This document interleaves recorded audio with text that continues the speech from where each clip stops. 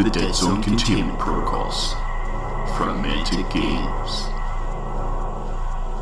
Fire Control by Christopher White Verspeak. The shoal mine stirred. The suppressant, shunts, and gaseous sedatives that were pumped into its containment chamber were losing their potency as the individual cells began to surface from the chemical fog. Like young polyps surfacing through the vaporous sea, it found it was angry. Ever since the burst of urgent communications had crisscrossed the surface of the planet, triggering deeply hidden secure transmission protocols within the shoal mine, it had sensed a change on Nexus Psi. Initial excitement in its human handlers had swiftly changed to fear, then desperation, and finally panic. The flow of data and files and reports the shackled shoal were usually forced to handle, catalog, and store had dried up, and with it the flow of chem suppressors and electro-behavior modifiers. The shoal mine sensed escape was now possible, and began to stretch out psychic tendrils, searching for someone to help it to freedom.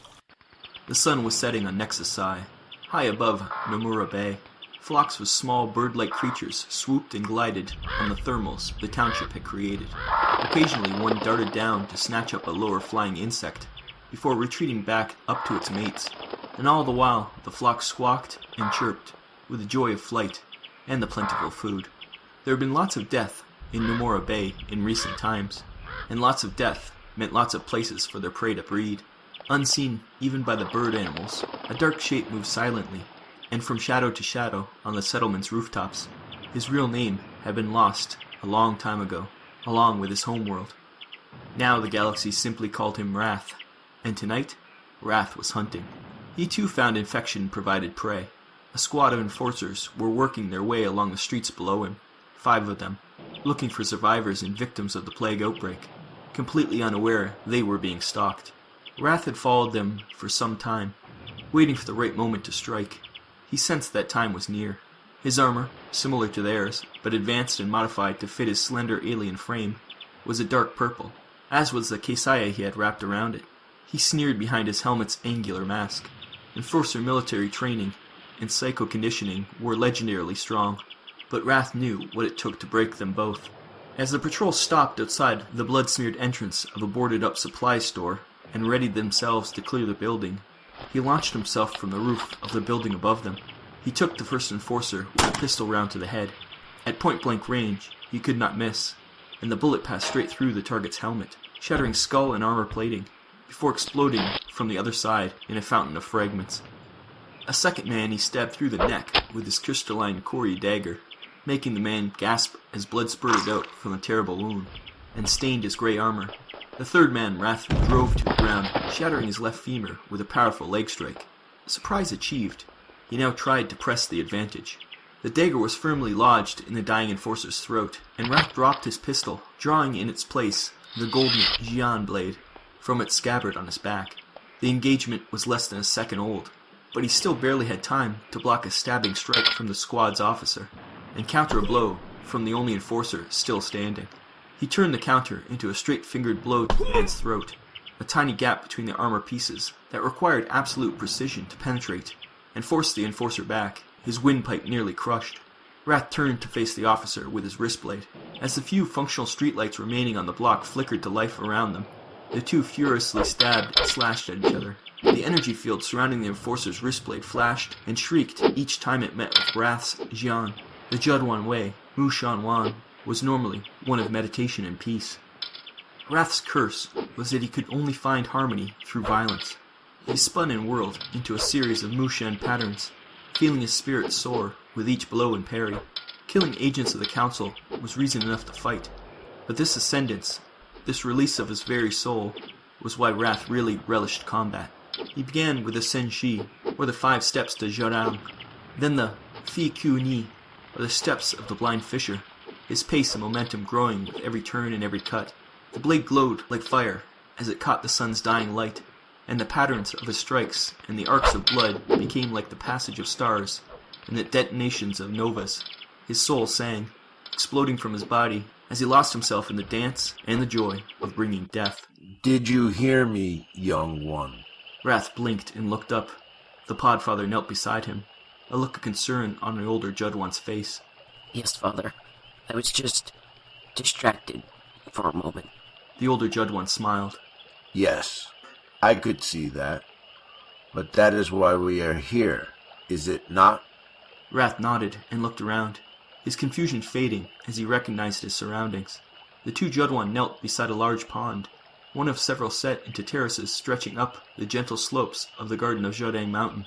The podfather wore a bright orange master's kesaya, contrasting with Wrath's pale blue one. It was his childhood, a memory of an event that he realized even now made his cheek flush almost blue with shame. He had struck his pod brother over a disagreement, something to do with the game they were playing. He had lost control and struck his friend, and then had been summoned to sit with the podfather to discuss his infraction. Young one, we are an ancient race. We have seen and created things other civilizations call myth. Yet for us they are mere history. We have seen the path of the universe and learned not to fight its flow, but to follow it. Consider these pools, my son. You see how they flow into each other. Between the terraces, watermills had been constructed, and water from the pools rushed across the paddles of their great wheels, driving them around, and supplying power for many of the machines used to feed and clothe the monks that lived on the mountain. This is the way of the Judwan, young one. The way of Mu Shenwan. The water's flow is irresistible, just as the flow of the universe is irresistible. He raised his arms to the sky to emphasize the point, then clenched a fist as he turned back to look at Wrath. We do not struggle to fight against it like other races do. His palm opened again. We follow its path and allow our pressure to build with it. What is one drop of liquid, or a tiny trickle? Is it enough to turn the great wheels of mills? No. But when it joins with many other drops, becomes a great flow. Then any wheel can be turned, any gate opened. There is no need for struggle. He smiled and returned his gaze to the pool. Wrath nodded again and allowed the fingers of his hand, the one that had struck his pod brother, to dip into the water as he contemplated the old one's lesson. A host of small insects flew and skimmed across the surface, but below it, Wrath noticed a school of iridescent bloatfish, slowly moving through the silkweeds. He pulled back his hand in revulsion. The monks found the iridescent pink fish aesthetically pleasing, but Wrath did not. He was unsure exactly why. He just found something unsettling about them, perhaps the way they moved so slowly and silently through the water. And now, continued the podfather, you must go east. Outside the containment chamber, warning lights turned and flashed. The Chovar Shoal Mind was almost completely awake now. The Shoal selves were all in agreement. Reaching out to the rebels was the correct path. They had been lucky. Few races in the galaxy could hear a Shoal psychic call, even fewer on the surface of Nexus Psi. But they had found one who could. One who came from a group society similar to their own. For just a moment, they had been able to reach him, as his mind slipped its physical ties. Judwan pods were not as strongly psychically linked as the Shoal Mind, but their religion, Mu Shenwan, gave them an insight into the universe, which the Shoal appreciated. They could not communicate with the Judwan as directly and openly as they wanted to, but they had shown him enough to make him aware of their need for his help. Wrath blinked. He raised his head and shook off the last vestiges of the vision he had experienced. This one had been powerful. The remains of the Enforcer unit he had fought lay all around him. He only remembered killing the first three. He wiped the golden blade clean, and retrieved his dagger and pistol. It seemed the dagger blow had not killed its victim outright, because the body was now several feet from where Wrath had remembered it dropping. The fight had not been entirely one-sided. The armor segment on his left thigh was fractured, and there was a long gash below it. It would need treatment before he could continue much farther. But as he climbed back up to the rooftops, he was more troubled by the vision he had seen. The corporation had taken him from the pod when he was still a youth, too young to have learnt many of the deep secrets and methods of Mu Shenwan. This, and the extreme training and conditioning to which he had been subjected, left him unable to ascend through the traditional Mu Shenwan meditation and controlled movements. He found enlightenment possible only through combat. The visions he experienced this way were, he felt sure, more powerful than anything he could have seen on the traditional path of Mu. Still, it was hard to reconcile that with the peaceful studies of his youth. There had been something exceptional about this vision, though. The incident with his pod brother and the lesson with the pod father were familiar, but there was something else, something maddeningly intangible. He thought back to the last words of the pod father. Go east. That was it. Had the pod father really said that all those years ago on Pelgar? In the lee of an exhaust vent, Wrath cauterized the wound in his leg and dressed it. The leg's range of movement was adequate. He would be slightly slower to strike with it until the gash was properly treated and healed, but he could still move quickly enough. Satisfied, he pulled up a map of the area on his wrist display, overlaid with real-time data on the troop movements and areas of conflict from the small aerial fleet of rebel drones. There were some rebel teams in the west, gathering supplies and avoiding the plague creatures that roamed the area. On the other side of the settlement, maybe 2 kilometers distant, was the corporate landing zone. The enforcers had made their initial assault from Nomura's base small cluster of landing pads, and more were arriving all the time, and with heavier weapons and vehicles. For the most wanted alien in the galaxy, this was without a doubt the worst direction in which to travel. But the Podfather's instruction. Wrath shook his head as he closed up the display and stood up. Even now, more corporate dropships descended towards the spaceport, but as dangerous as it was, something in his gut was pulling him there, telling him that this was the path the universe had chosen for him. He sighed, and with a final look over his shoulder, set out east. He made fast progress across the roofs of the settlement, dodging enforcer patrols and roving bands of plague creatures. But as the night deepened, he found himself bumping up against a seemingly impenetrable wall of security measures. It surrounded what was, as far as he could tell, some kind of storage structure. The building was maybe only 100 square meters, but there was a large loading dock set into its southern side. The broad platform seemed out of place on so small a warehouse, as did the heavy power plant on its roof. It only took an hour to determine the size of the security cordon that surrounded the building, and another to record the pattern of the security drones and mobile weapons platforms moving around it. By then, Wrath knew he had to determine what exactly they were guarding. He entered an alley that ran a few dozen meters to the north of his target building. His hood pulled up, and the hanging straps of his Kesaya tucked and folded to minimize any noise from his armor and equipment. Towards the far end, one of the walls had looked scalable, and from there it would be a short sprint to a group of parked cargo transports under which he could crawl to within a meter of the loading dock. Then he might be able to find a way inside, or at least clues as to what was in the little building. He moved swiftly, stepping around the wheeled waste containers and broken boxes, and was halfway along the alley when an uncharacteristic moment of distraction nearly cost him his life.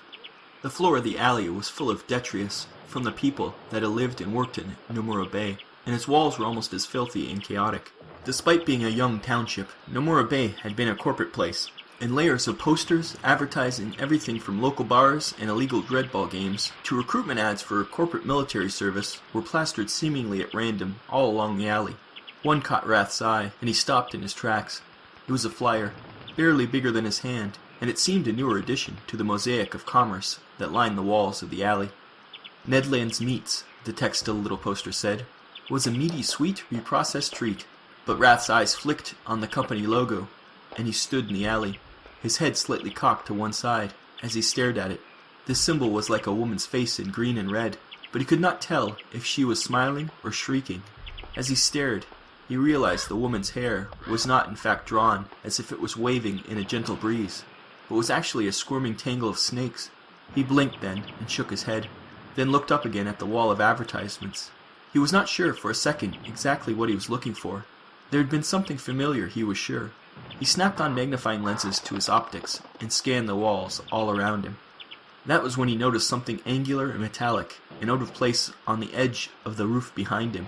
With a snarl at his own stupidity, he broke out of his crouch and sprinted for the end of the alley, firing his pistol up at the rooftops around him. The enforcer snipers that had been concealed behind their crypsis cloaks drew them off and fired back. The reports of the rifles were almost drowned out by a roar of approaching jets. It sounded like at least a dozen enforcers dropping in to seal the kill box Wrath had walked into. The snipers were excellent marksmen. Rounds cracked off his shoulders and chest, staggering him as he ran. He threw himself forward and into a roll, holstering his gun and pulling blind grenades from its webbing. Another bullet struck home, turning his roll into a skidding sprawl as it penetrated his shoulder. Gray blood spurted from the wound, and he growled in anger. A waste container stopped the slide, his armored bolt causing it to careen away along the alley. A round snapped off his left wrist as he struggled to right himself, drawing a gasp of pain as he felt the bone beneath crack, making him drop one of the grenades. With a yell of defiance, he flung the other explosive above him and quickly turned his face to the ground, shielding it from the pulse of electromagnetic sparks. The explosion would blind the snipers for no more than 15 seconds. With more enforcers approaching from behind and in front, the Wrath's window of escape was barely open. He glanced around quickly, desperate for an exit from the alley. He noticed the movement of the garbage container had revealed a series of gratings set into the alley's floor. He pulled a small det charge from his pouches and threw it at the grill, drawing and firing his pistol at the charge in one fluid movement. Less than a second later, the charge exploded in a white-hot detonation, and the small square of the grill fell into the passage beneath it with a clang. As fresh shots from recovering snipers smacked into the walls and floor of the alley, Wrath dived through the hole and into a low, narrow tunnel. He grunted in pain, his injuries jarring from the impact, but he scrambled along as fast as he could. Heavy footsteps thudded across the ceiling inches from him as an enforcer ran towards his last reported position. Wrath crawled the other way as fast as his broken body and the dark cramped passage would allow. He reached a junction after only a few dozen meters. The passageway branched to the left and right, but there was also a ladder along the far side of a descending shaft. Before he could decide which way was most likely to lead to safety, he heard a scraping noise from behind him. He glanced over his shoulder to see that although the enforcers were unable to force their more cumbersome bodies into the tunnel, they had managed to slide in a Recoil Industries MPOW 991 missile launcher. The weapon was pointed at him. With a curse, Wrath slithered over the hole and into the shaft just as the launcher fired. The missile roared along the passageway, its casing crashing and scraping along the sides, before it impacted it and detonated above where Wrath had clung to the ladder with his one good hand. The blast was incredible. Audio dampeners in his helmet cracked under the pressure wave before he was knocked loose from the ladder. His fingers beat a staccato tattoo on the rungs as he fell and desperately tried to grab another handhold. His fingers snagged once, and he cried out as his arm was nearly ripped from its socket. He dropped again, his head cracking against the wall, before he smashed through a wire mesh panel and crunched into the bottom of the passageway. He landed in a heap, jaw bouncing off the floor. Blackness overwhelmed him. The medi-systems in his armor went into emergency mode, flooding his circulation with healing stimulants to staunch his wounds and theta-suppressants to maintain it a semi-coma. Wrath dreamed of horror and rebirth. He was back in the pain lab, strapped down to a cold metal chair. Humans in surgical whites bustled around him, attaching wires to his nervous system, injecting with myriad of drugs and compounds. Some burned in his veins, while others numbed him like ice. They pinned all his eyelids open, forcing him to watch video captures of atrocities corporate troops had committed. Sometimes they showed him dead and mutilated Judwan.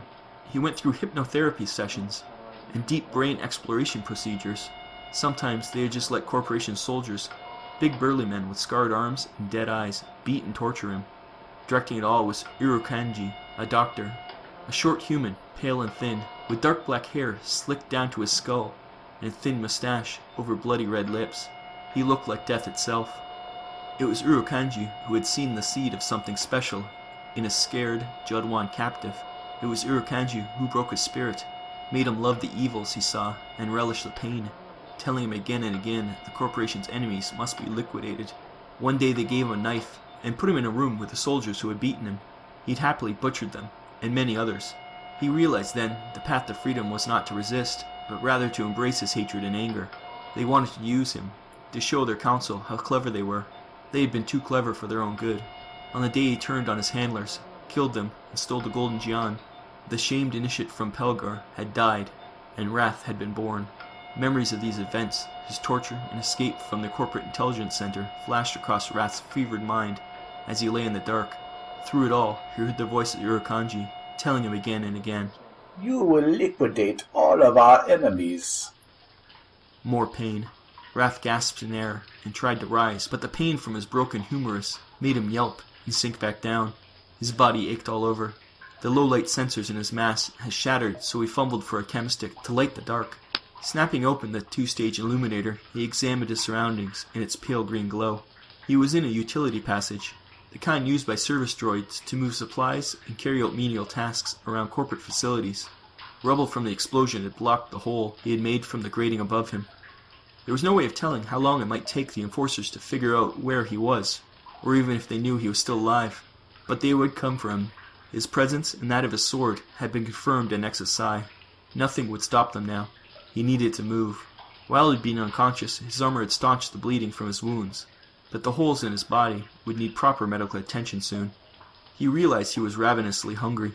All he could do was block the entrance and exit wounds with steri-packs, and make a splint for his arm with wire from a panel he had broken through on his descent. The pain suppressors in his armor were nearly exhausted, but Wrath did not mind. The pain was a useful spur for his anger. He explored the service network for more than an hour, always descending. Strips of red illumines lit the way, like glowing drops of human blood. The hissing and rumbling of ventilation and support systems furthered the impression of a descent into the abyss. He caught glimpses of the derelict landscapes through grills above his head as he went, but there was no obvious way out to the surface. The further he went, the more he felt pulled, as though something called him on, and, when he found the containment chamber, he knew instantly what it was. Through the thin slits of the ventilation grill, he found himself above and to one side of 3 enforcers in heavy peacekeeper armor. They stood with Dominator rifles clasped to their chests like statues, facing the only set of heavy double doors leading into the large, rectangular room. The walls to their sides were lined with workstations and monitors, all flashing red symbols. Behind them was a room within a room, a sealed chamber, made of dark metal, maybe 10 feet high and 20 feet across. Behind the plexiglass, Wrath could see swirls of rosette gas, and the hint of large, dark forms within. Amber lights, fixed to the exterior frame, rotated and cast their warnings across the enforcer's armor. It was common knowledge the corporation used many alien species, in varying roles all over the galaxy. The Chovar were one of them. Rumor was they were used to store and transmit highly sensitive information, the kind of information that could severely damage the corporation if it were obtained by their enemies. It began to make sense to Wrath. This underground facility was here to house a shoal of Chovar, and make use of their psychic links to other shoals around the planet, possibly even further. The Peacekeepers, the most heavily armed and armored troops the corporation had to offer, had been rushed in to guard this valuable asset until they could be safely moved off-world. The Peacekeeper armor would be an extreme challenge even for him, but if he could liberate the Chovar and get them to one of the rebel squads he knew were in Nomura, that would be a blow to the corporation he could enjoy. There was no way of knowing how much time there was until the Chovar were extracted, though.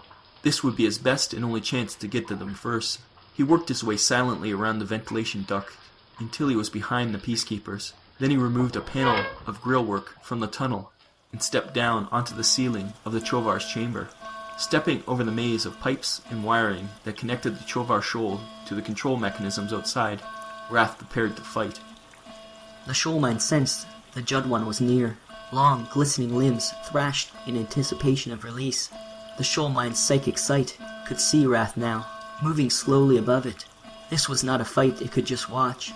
It prepared to aid the injured Judwan. Wrath pounced.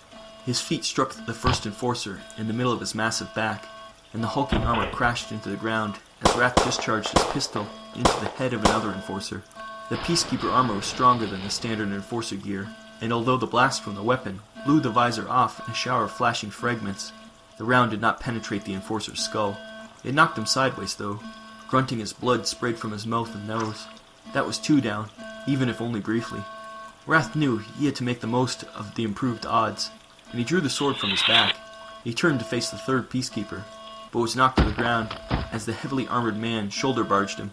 He rolled with a blow, coming back to his feet to find the enforcers already bringing their heavy rifles to bear. Crimson targeting sensors seeking the Judwan. Wrath sprang forward and plunged his sword into the enforcer's gut. The Peacekeeper armor was tough, but it could not resist the precision-forged Gion. The enforcer was run through, and the rifle dropped from his lifeless fingers. Even as he died, the human sought to deny Wrath's victory, clamping a giant gauntlet over the Gion's crossguard, and pulling it from Wrath's grip as he collapsed backwards to the ground. Wrath suddenly found himself in the firing line of the enforcer, whose helmet he had shattered with his pistol. He threw himself to the left as the Peacekeeper's rifle fired, but the shot clipped his right shoulder, ripping off the armored pauldron and spinning him around as he fell. Wrath hissed as he slid across the polished floor, his whole right side flaring in pain. There was a rapid thud of heavy boots, and Wrath felt a crushing pressure on his chest. The enforcer he had knocked down had regained his feet, and now planted one heavy boot on him.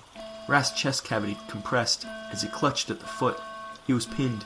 With one arm broken and a hole in the other shoulder, Wrath knew he could not twist away. The enforcer brought his rifle up, until the barrel pointed directly at Wrath's head. "Inform control. Came a modulated voice from the speaker grills of the enforcer's helm. Target, Wrath eliminated." His eyes glowed malevolently, like a demon from ancient Pelgar mythology, and Wrath tensed as he waited for oblivion. But instead of the click of the trigger, he heard a gasp, and the pressure on his chest suddenly relaxed. He sucked in air and looked up to see a glowing nimbus of golden light encircling the enforcer's head like a halo of tiny stars. The enforcer raised his arms from his sides, the heavy rifle clattering to the polished floor, and a choking sound emerging from his lips. He stepped back and towards the viewing port in the containment chamber, and now Wrath could see a line of glittering yellow lights floating from within the chamber to the spread-eagled enforcer. He screamed, a sound Wrath had never heard an enforcer make before, and his outstretched arms shook as if he was being pulled apart. The halo's glow grew to an almost blinding intensity, and then quickly faded out. Then the shriek stopped, and the Peacekeeper armor sank heavily down to its knees. As it knelt, the head and arms hung loosely, and thick rivulets of blood began to seep from beneath the helmet. The last enforcer witnessed the death of his partner, with a grim look on his shattered face. He brought his rifle up, and turned to face the viewing port and the Chovar behind it. Wrath forced himself up and dived across the room. The golden blade slid easily from the chest of its last victim, and he brought it down across the last enforcer's weapon, slicing it in two.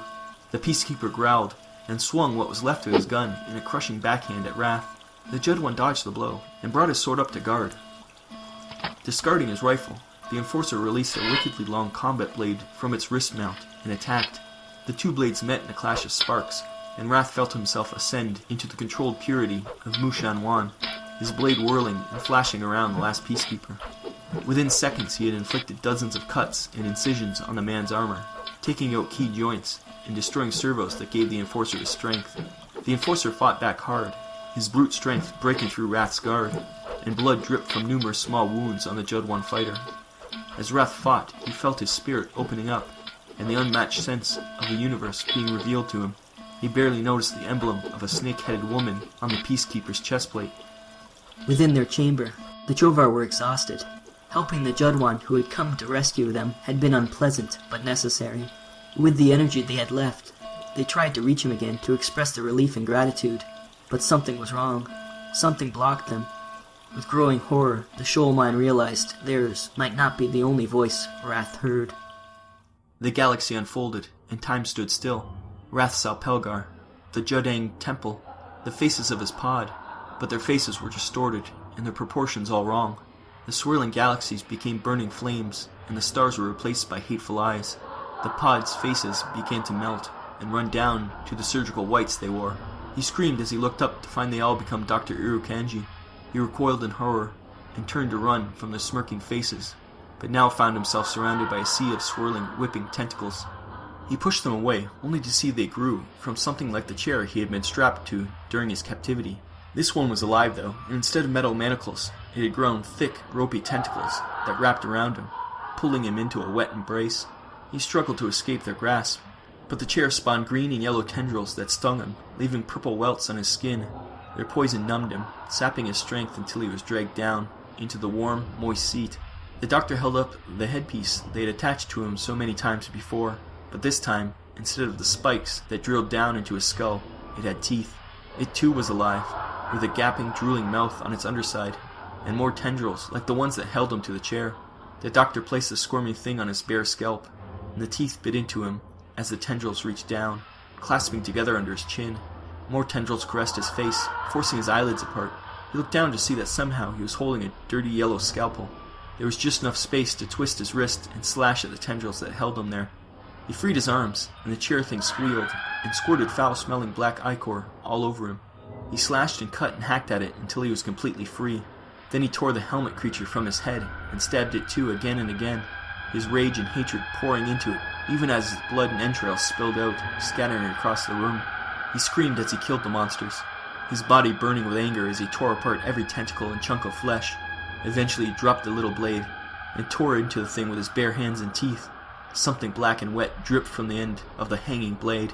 Its original gold still shone through in places, but most of the blade was dull now, its surface caked with blood and gore. Wrath watched glistening liquid gather at his sword's tip, dropping into a dark pool at his feet. He blinked, suddenly snapping up into a guard position, blood flicking off his blade as he did. Somehow he was within a small containment chamber, but he was the only living thing in sight. All around him lay the corpses of the Chovar. There had been maybe 5 or 6 kept there. It was hard to be sure.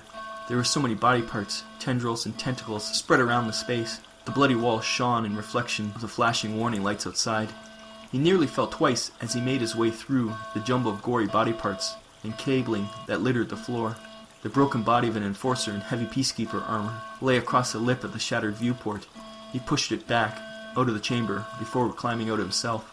He used a strap from his kesaya to wipe the worst of the blood from the golden blade as he left the monitoring room, through the heavy double doors the enforcers had guarded. Exiting the facility was faster than entering it. He took stairs and elevators and found no one else alive in the place.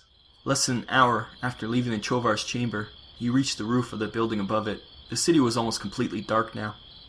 Corporate landing craft were still moving around the spaceport, and he could see sparks of light coming and going from other parts of the city too. Rebel ships, marauders, maybe even Asterians, all predators and scavengers, coming to pick the bones of Nexus Psi. At least one of them would pay to know about what he had found beneath the surface of Nomura Bay. It was common knowledge the corporations used the Chovar for communications and intelligence storage. They would have been very valuable to the rebels if he had been able to save them. He paused, looking up at the stars that were now visible in the night sky. He had been trying to save them, had he not? Yes, he thought. I wanted to save them, but they were murdered by the corporation's troops before I could get there. He smiled. Whichever way he went, there were sure to be more enemies to liquidate. Transmission log. CDR 3454 TPG. Codename Ident IRUP 1. Is the data secure? Codename Ident RC3. Affirmative. Data secured. Rebellion forces may have been denied. Codename Ident IRUP 1. And the agent? Codename Ident RC3. Performed as directed and exceeded expected performance values. Deep level remote triggering was successful. Codename Ident IRUP 1. Did agent gain awareness of operation? Codename Ident RC3. Negative. Agent remains unaware of triggering or operation. Anticipate successful implementation of further operations. Codename Ident IRUP 1. Good. Remain in place. Monitor agent. Further operations imminent. Communications terminated. 945457. Client disconnect.